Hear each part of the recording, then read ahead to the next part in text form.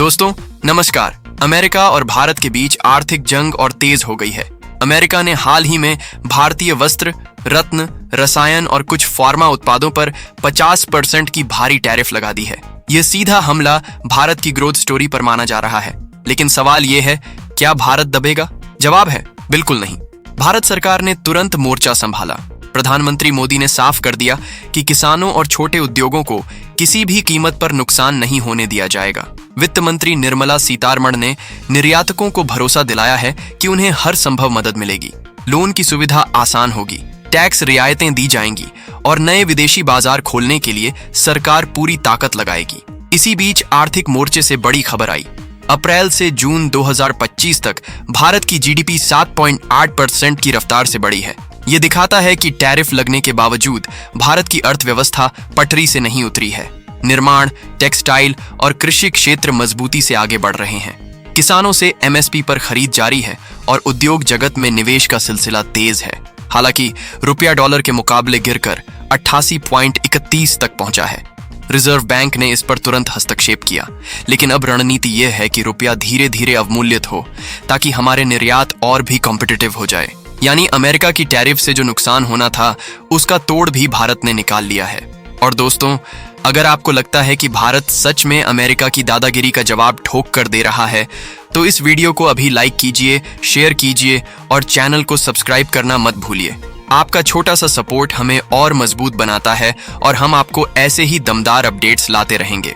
अब बात करते हैं भारत के अगले बड़े कदम की। प्रधानमंत्री मोदी इस समय चीन में एससीओ समिट में हिस्सा ले रहे हैं। वहां रूस, चीन और कई एशियाई देशों के साथ भारत नई साझेदारियां बना रहा है। संदेश साफ है, भारत अब सिर्फ अमेरिका पर निर्भर नहीं रहेगा। यूरोप और जापान पहले ही भारत के साथ बड़ी डील कर चुके हैं। यूरोप में मेड इन इंडिया कारों का एक्सपोर्ट लगातार बढ़ रहा है। कल ही गुजरात से बनी मारुति सुजुकी की इलेक्ट्रिक कार को हरी झंडी दिखाई गई और यह अब 100 से ज्यादा देशों में एक्सपोर्ट होगी। सेमीकंडक्टर और इलेक्ट्रॉनिक्स का क्षेत्र भी तेजी से बढ़ रहा है। तमिलनाडु और गुजरात में नई नई चिप फैक्ट्रियां लग रही हैं। एप्पल, सैमसंग और माइक्रॉन जैसी दिग्गज कंपनियां अब भारत को मैन्युफैक्चरिंग हब के रूप में देख रही हैं।